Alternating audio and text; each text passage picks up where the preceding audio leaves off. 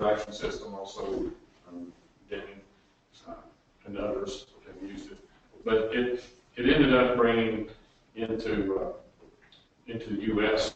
manufacturing much more organized approach at being able to include people at all levels, or particularly the working levels, in a lot of the decision making and the actions that occur in the plant. So I'm just going to hit some high spots here. Not that fast, but improvements are based on really small changes, so they're not innovations. You know, these are just small things that can be changed on a continuous basis that that make a difference every day. And why that's important is because those are the type of changes that would never be made if you didn't involve people at that level of the organization. And the ideas come from the workers themselves, so they're less likely to be radically different. They're easy to implement, usually. They usually don't require a lot of money. It's small changes. The ideas that come from the talents of the existing workforce. It doesn't take a lot of consultants, equipment, things of that nature. Employees should continually seek ways to improve their own performance. That's part of that concept. And employees take ownership of their own work. You know yourself. If somebody comes and tells you, we've got to change, here's how you're going to start doing your job, you receive that a lot differently than if you've been part of that process that came up with that new system. You have ownership and you wouldn't have otherwise. So when we say continuous improvement, or even continual improvement is another word that's used, essentially we're talking about that repetition. You're familiar with the Shewhart cycle or PDCA process. Think of it in stair steps. You're repeating that cycle, and then it brings you to another level of standard. Then you repeat the cycle again, it brings you to another level. So it's those type of cyclical iterations that bring you continually to a higher and higher level of performance. So who in here has had Kaizen teams in their manufacturing or something like that? Oh, that's great. You get to be I guess American Express, I wouldn't be surprised. Great job. So as far as the Kaizen teams, I explained briefly what that was a while ago, but it's I highly recommend, even if you've covered it in your class, go back, learn more about it. It creates like a nucleus around a project. It's usually the team of people that are cross-functional that'll pick, what that project's going to be. Once you get one team going, it's easily replicated. A lot of times you'll pick a group of leaders in your site, and then they'll do the first project or two. Once they go through those iterations, those leaders can become the champion of their own team, and they kind of break off and continue replicating. So that's usually the standard process for doing that. And it works very well. I've been in companies where we had this strategic planning process in the traditional model, and at the same time, they generated, these Kaizen teams, but it really didn't come out of that strategic planning process. It had very little to do with it, other than maybe one of their strategic goals was to have Kaizen teams. So they ended up with, a corporate vision that was still very top-down, still giving orders, here's what's important this year, and it's sort of a, oh yeah, and we need you to do continuous improvement, and you're going to do these Kaizen teams. Maybe we're going to hire an organization to come in and help facilitate that. But it really is kind of a schizophrenic approach, to making that work.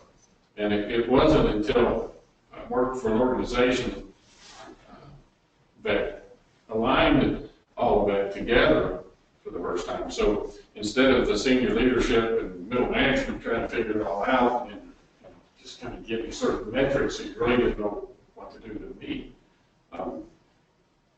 they did it a little differently. The senior leadership came up with the vision, the strategic goals, And then the middle management participated more in that vision part of it. And the goals were a little more abstract. You know, it might be something as general as across all of our business units, we need to grow our sales a certain percent. But, you know, to get it down to the details of each site or each line of business, you know, that was left a little more abstract. And then middle management in this integrated model, I call it, is more there for guidance and for leadership to make sure that, you know, these teams can continue to function. And then they provide tactical support. We'll talk about what that looks like. So that changes that working organization. You know, not just taking orders and heading out into the field. Now, they have to understand what the vision is. That's part of it. And then understand what goals, what kind of high-level goals have been set. And then they'll have their own strategic discussions at that level of organization. And that's something that's very rarely done in an organized or systematic way. It's not done in my company. You know, that's not something that's done across the board. I've taken what I know how to use from my past experience, and I've done it at my site. And so this is kind of a model, you know, based on that. As far as at the site level then, or that business unit, you're below the middle management, you're in the operational level. After the strategic discussion and analysis, there's planning, and then that tactical deployment. Once you've broken down, you know, what the problems are and how you're going to solve them, you know, you've created actions, and then you're tracking those, and you're going to report results. So it's really contrasting these two methods: this strategic planning, the traditional model, and then the strategic planning with this integrated model where we bring in Kaizen teams. You don't have to call them that. We bring in these employee-directed teams that have been participating more in the strategy for their own level of the organization so they can impact it. So what that might look like: organizing the business unit leadership team. The initial meeting that they would have would be to clarify focus. We did this last year for my site. We took everybody off-site to a Hard Rock. It's one of our customers. We did a conference with the Hard Rock Casino, and I had key leaders in that operation at that MRF who had never participated in anything like that. I can tell you, but they're plant leads. These are smart people. They're at a level of the business where really they've had very little input, intellectually into solving problems, and yet at that level, that's where the work's done. They're really the ones that are the experts. So we brought in a group of about 12 people. I'll talk a little bit more about that. So examples of where you need to clarify focus or where it might be discussed is new sales, customer retention, customer satisfaction ratings. These might be goals that are set at a high level. Productivity, reducing operating costs, improving safety. Innovation, R&D, acquisitions, expanding markets. These would all be something probably set by the senior leadership team or either the middle management in the organization. So, as it said here, on an off-site location, this can be done. We did ours in a day. If it's a more complicated organization, it might be a 3-day event, or it could even be done over a period of weeks. You have to decide what's appropriate for your business. We had a facilitator that we kind of organically developed. He's a person within our own organization who's very good running meetings and talking to people. He does a lot of our outside communications with groups that come and do tours of waste management. So we brought him in, and I went over with him exactly what I wanted to achieve in the meeting and how the meeting would be set up. And then I turned it over to him. The reason I did that is I really can't participate in the meeting as a mediator if I'm the one doing the moderation of it, for a lot of reasons. One thing, if these are my direct reports, and I'm running a meeting, they're not as apt to participate. Or my own bias on a particular decision or perspective can influence the entire way things run the meeting. So I'm abdicating that responsibility at this point, giving the responsibility to the moderator and giving him the authority to shut me down or anyone else he needs to. So if I start getting a little too, because the managers do that, you know, if a little too opinionated or too dug in on something, he has to stop and make sure that it's a balance. Very important in that type of brainstorming activity. Identifying key leverage points, and by that I mean there's an infinite number of things you can come up with in a day. Literally, I mean, you can't write them all down on the wall. You just end up saying, we can't do all this. We don't, there's no way. So what you want to do is understand what resources that you have, and use the phrase, you know, the most bang for the buck. You know, what can you do so that the time you spend in your people, with the number of people you have, with the money you have, will get to the most impact on the problems that you're trying to solve, the things that you're trying to work on. You want to prioritize actions for the best use of resources, assign responsibilities. You know, that was an important part of it. It's one thing to talk about what needs to be done, come up with ideas, but then you have to break it down so that there are people that are accountable as champions for those different ideas to make sure they go forward. And then set up a schedule for follow-up meetings. So as a manager, you know, set up a weekly schedule. You have to decide what's appropriate. Weekly is pretty intensive, and so there are plenty of those weeks I was out of town. We didn't have follow-ups, but it kept it enough on track, and we made good progress on our goals. Even so, and it keeps those champions accountable because they know they're going to have to talk to somebody sooner or later, you know, about the progress on that they're making. It also allows me, as a manager, to give them technical support or allocate resources to help them if there's some obstacle that's in their way. So this is an example from the work that we did last year. I don't know if you can read it, but it's not so important, the details. But just to show you some goals, we came out, we had a goal that was handed to us of 90%, uptime. So in our world, that would mean if you have machines that are supposed to be running 90% of the time, is you're going to be your goal across our entire organization, that those machines are available, but they don't have breakdowns, they don't have some other kind of operational problem. So that was a goal we created for ourselves. That was a goal that was created at that middle level. But as a manager, by bringing everyone in, we came up with these ideas. So we decided that people and equipment are two categories. There's some other ones I'm not showing here, material and some other things. But under people, we said communication systems, engagement, recognition, follow-ups, measurements, metrics, committees and teams. These are all things you can do under the people category that will impact that uptime. Under equipment, some things that have to do with the quality or with the quantity of material that's being fed into the conveyors. Standardizing parts so that when you do have a part that wears out, you can replace it easily. It's not a unique part. It's hard to come by. It might cost you downtime. Equipment planning, I'm not going to read all of these, but you get the idea. So you come up with different categories, and then this group came up with just a brilliant list. We don't have anyone, we've got some really smart people at corporate levels, been doing this stuff for 20, 30, 40 years. They would not have come up with a better list than this group of guys that are making, you know, $10 to $15 an hour and out there working in this stuff, you know, every single day.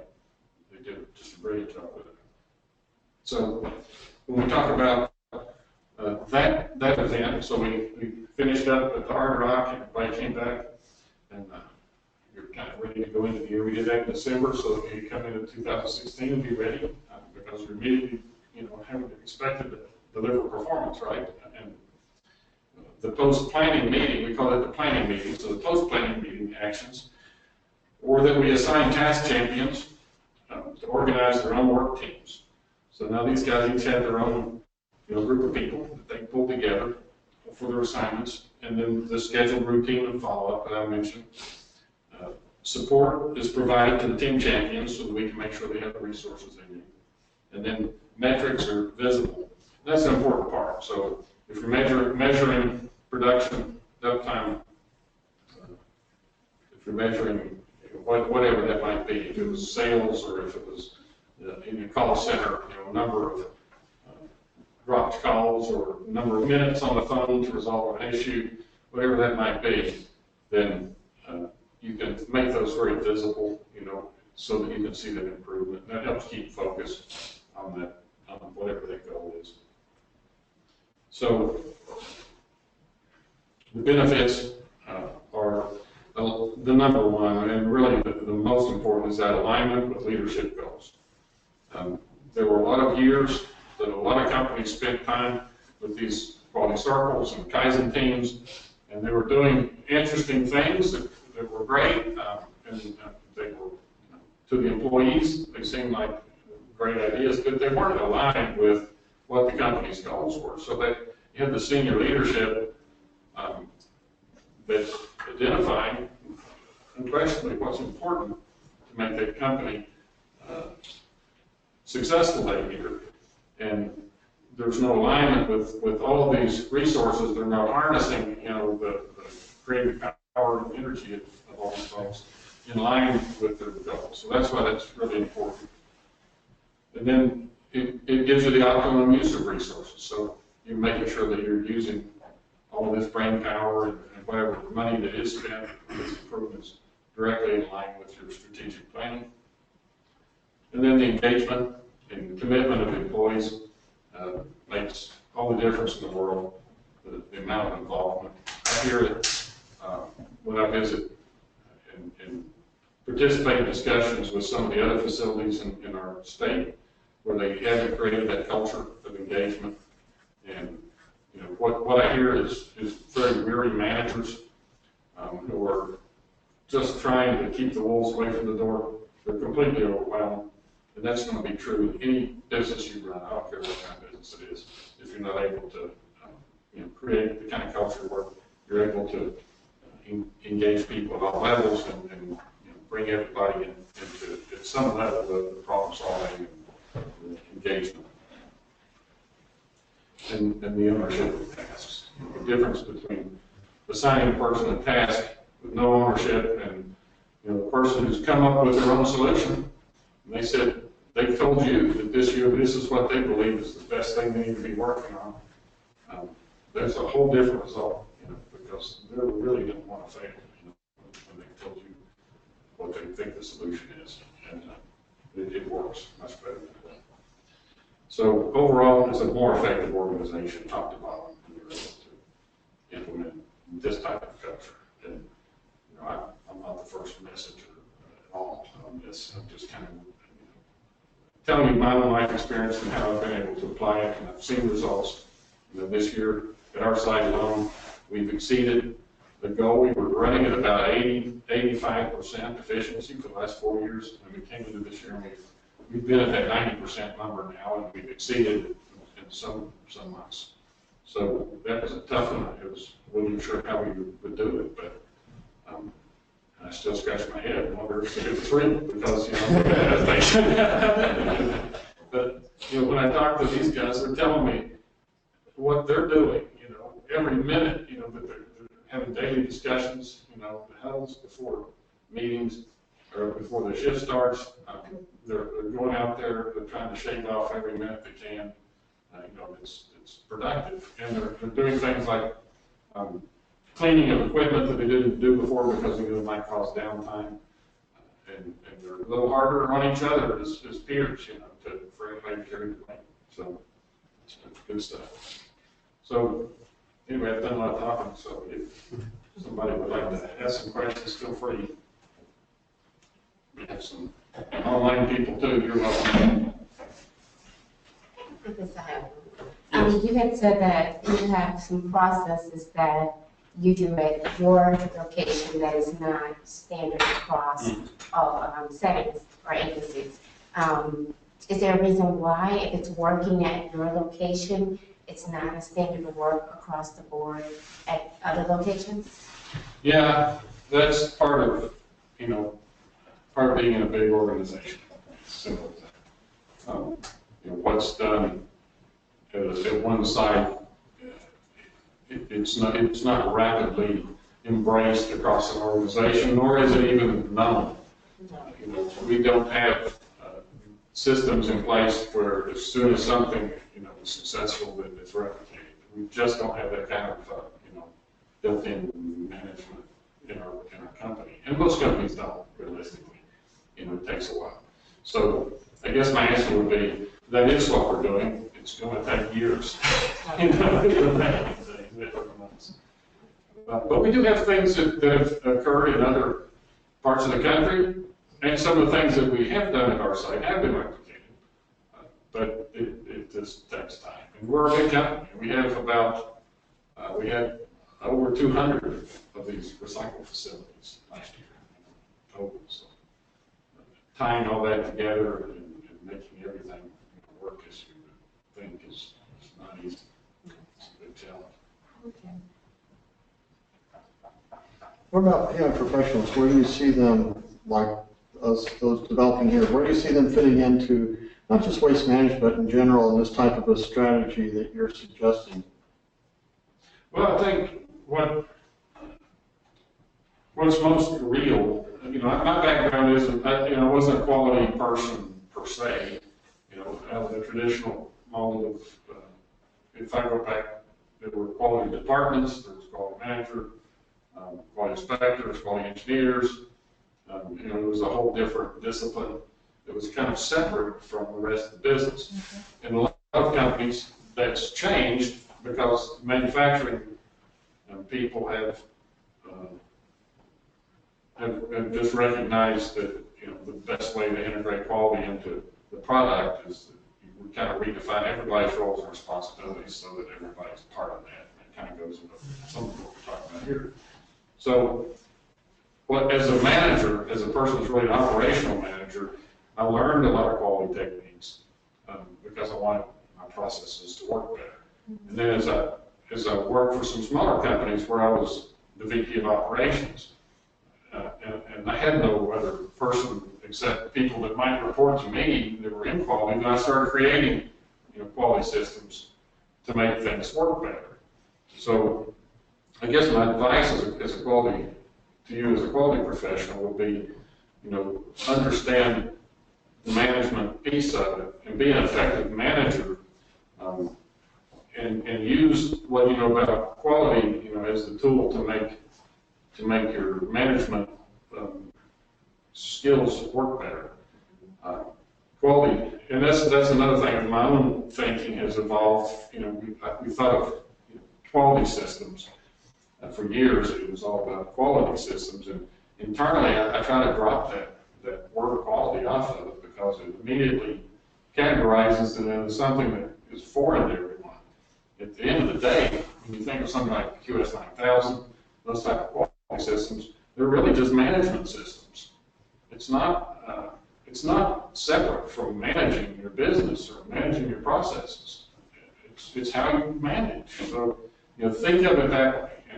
And incorporate process improvement into the expectation, as a manager. We've talked about, some businesses that you're familiar with here in South Florida that have integrated that into job descriptions for their employees. So, make that an expectation. If you have a manager or even an employee that are responsible to do certain things, like you said, number of sales or number of calls or, number of widgets from a machine, there's no reason you shouldn't set an expectation that those same employees shouldn't participate in quality teams or turn in suggestions. Make that part of the expectation. That's what creates the culture in your plant. The culture isn't created by the people you hire. It's created by the expectations that you set. So the organization responds to you as a manager based on what you think is important. So what you ask them about every day is what they interpret as important, and that creates that culture. You're asking about the productivity every day, then you have a productivity-based culture. If you ask them about safety every day, it becomes a safety culture. If you ask them about process improvement, then you move it to a whole different profile. It becomes important to everyone in that organization. So, waste management is a lot more than recycling. Can you give us a feel of what the larger waste management view of this is? Do you get support or do you get pushback? Do they even know you exist? And how do you deal with it? Trying to control this. It's interesting in that, their business, and that you can go back a long time. There's a guy named Wayne Huizinga. and I think it was his grandfather even that started the business before that. So it was a family business. He made it a Fortune 500 company, went public, he got out of it, he sold it. Yeah. So now, actually, people like Warren Buffett are big investors, Bill Gates. We've got a lot of big Wall Street, investment houses that invest in waste management. So it's a darling on Wall Street. Our stock with this year, when stocks have been really poorly, waste management continued to climb. We broke $60 a share. We were at $32 a share just about 4 years ago. And we just keep going up and up and up. They pay dividends, very stickers on that. They get their earnings per share every quarter. They're just well managed. We've got a great CEO that's visionary. He does a great job, I think, managing the expectations of Wall Street and as well as managing the organization so that we meet those expectations as well. So that's all really good stuff. The other half of your question was? Do they support what you're doing? So, do they even know you exist, or is there pushback? So, yeah, thank you. So, because they were collection, when I say collection, I mean picking up the trash, because that's where they got their start. They're very good at that and more evolved there. They've created some processes that are right out of the lean playbooks. They have their own name for it. I have to think they borrowed it, some of those concepts, but because really all of that stuff is just based out of good common sense, I think a lot of them just evolved on their own. So they actually have something called Service Deployment Optimization. SDO is a buzzword for it, where they went all around the organization. They had particular people that were the gurus who were trained for that, and their job was to go to every truck site, where you have fleets of trucks going out. In the mornings, they leave out, 4 or 5 in the morning, and they've taught those district managers how to back off and be a different type of manager to allow the employees, these drivers, to be much more self-directed and actually lead those morning huddles, talk about their routes, talk about the obstacles, efficiency, productivity of what's in their way. So they really have done that in that other line of business. Because recycling, I mentioned to you, has evolved so quickly in that timeline that we're really still taking those concepts and bringing them over into recycling. That's recently happened. That same concept and the people that help lead that effort are now migrating over into the recycling part of it and lending help with that, some resources.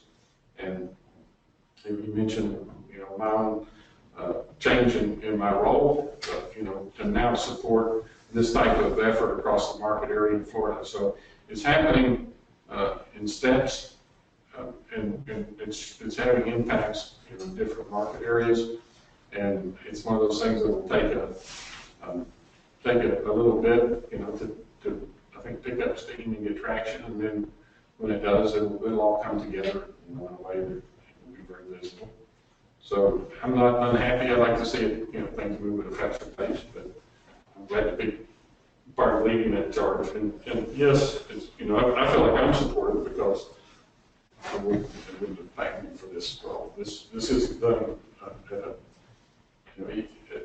the level of the organization where my boss, would make that decision independent of a lot of other people that would be involved in that strategy across recycling. So I'm really pleased with it. I have an HR question.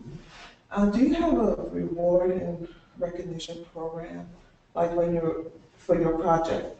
How did you reward them for the expectations met or the goals that were reached? Do you have that built into the process? Well, I guess the short answer is no. How do you keep them motivated and? That's the magic. The question begins with the premise that people won't do things without some type of reward that we're going to give them money or a hat or I don't know, dinner. So the point is when they become when they're part of this brainstorm, when people are part of this development of these goals, and they have ownership, you want to recognize them. Clearly, you want to do that. But that's not what's going to keep them motivated. You know, that's not the piece that's going to keep them affected. I know myself, you know, when I worked in an environment for the first time where it was completely different. I mean, I was wholly self-directed. I didn't see my boss maybe one time every 3-4 months. So there was nobody giving me accolades, patting me on the back. We were just kind of having a blast, you know, going off and improving and fixing things. So that kept me motivated. I wasn't even thinking about, you know, my own woes. I was happy. So there wasn't any recognition required, I guess. Nevertheless, we do things within waste management. We have an example, actually, the person that's an operator that works at my site was recognized across the entire company. You know, we have 35,000 employees, but he was the only person recognized in recycling as an operator of the year. You know, there's certain nominations and certain things that, you know, that I had to demonstrate that he had been participating in. He's also one of the people that's on this team that we're talking about. He and his wife were flown to Houston, Texas. They had dinner 3 nights with the senior leadership of this $14 billion company called Waste Management. They treated them to you know, activities during the day, gave them lots of bling and, you know, things when they were down there. They remember he got a big ring that looks like a Super Bowl ring. That's a beautiful thing. And took them out for, they each got to buy cowboy boots. Getting spending cards full of bags. So, you know, they do things like that, absolutely. And yeah, I think within the manager's level, we have many programs, and one of them is that we can give gift cards pretty much anytime we want, but also we can give points that go to a company that creates all kind of, you know, it's like a freebie type of gear. We call it WM gear. So it might be sleeping bags or clothing or jackets or hats or soccer balls, all those kind of things. So once somebody gets points, and you can award points as a manager, I can give every one of those guys 10,000 points, you know, or more, or give them in any increment I want. So it's really up to the managers how they want to, you know, do that. Do we have access to your slides? To my slides? Yes. Yes, actually, Dr. Kramer will have slides.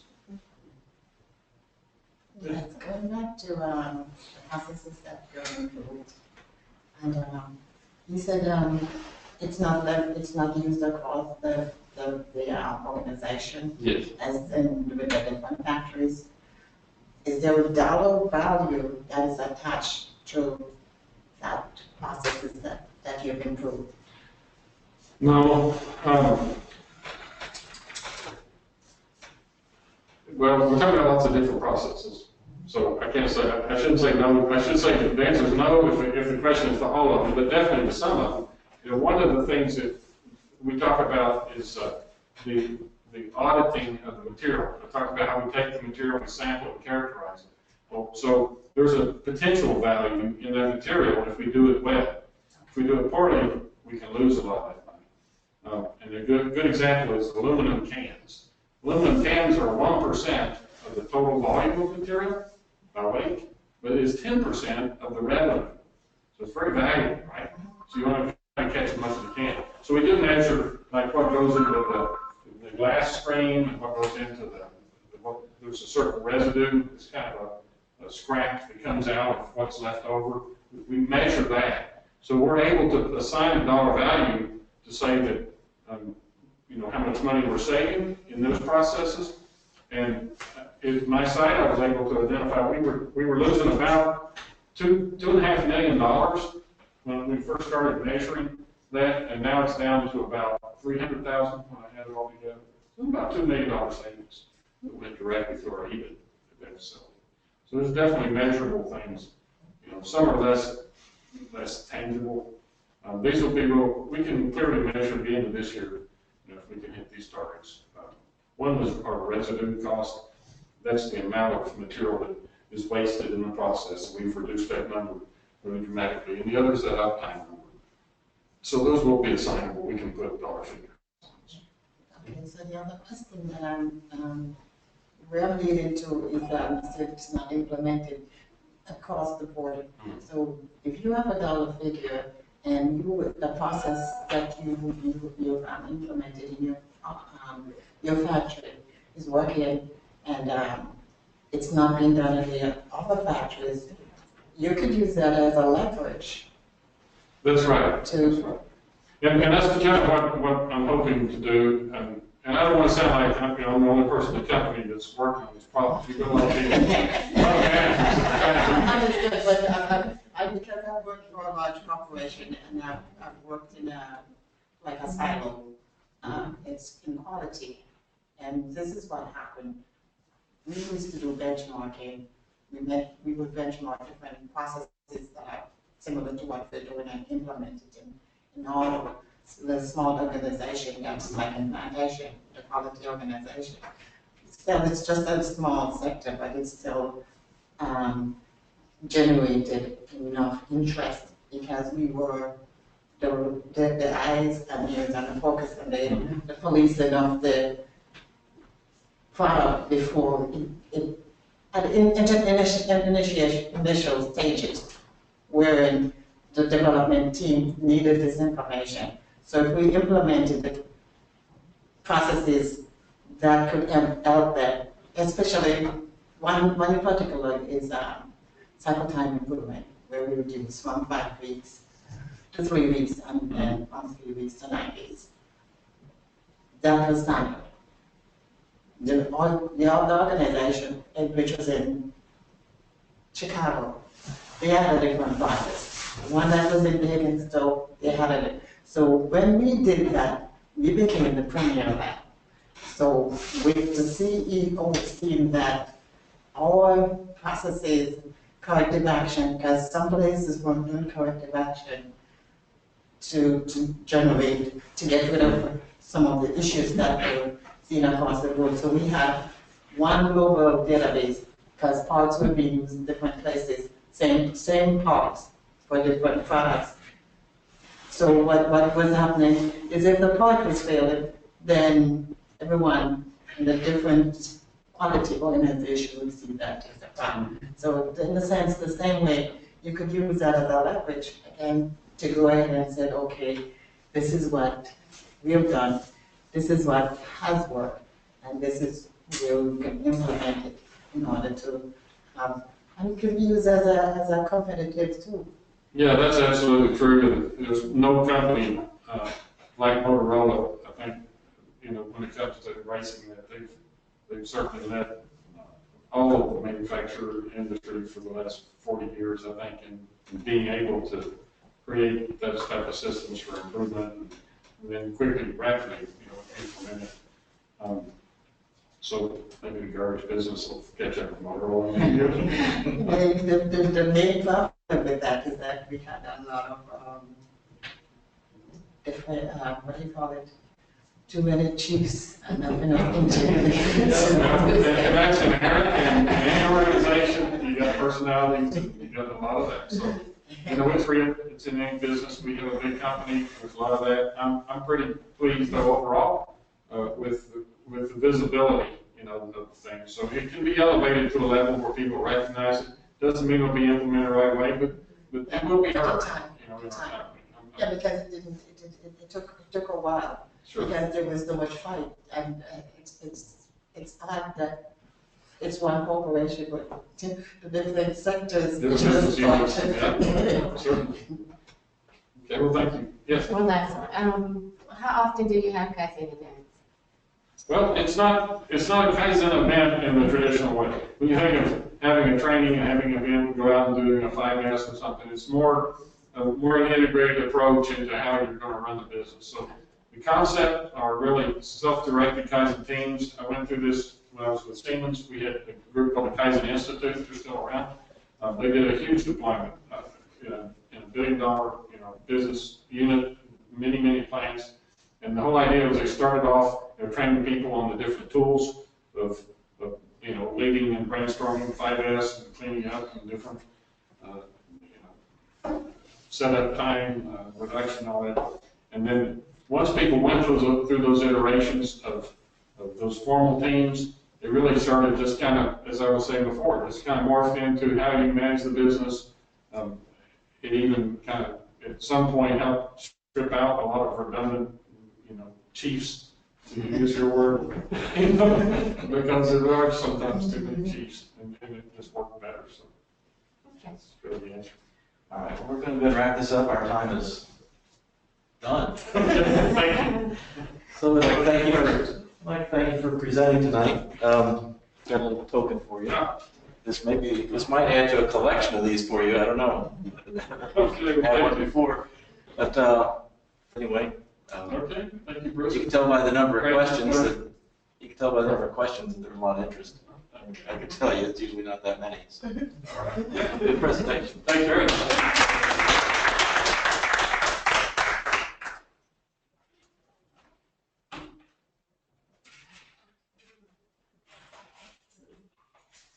That's it. Yes. Well, actually, what I did, yes. I did this. I'll put on both the flashlights. I made sure that has the PowerPoint stuff. You can see it, yeah. It's almost like- Yeah, 'cause you Oh, can't see one what's second. there. It's just kind of, You'll see. goes to the bottom line. It's almost like-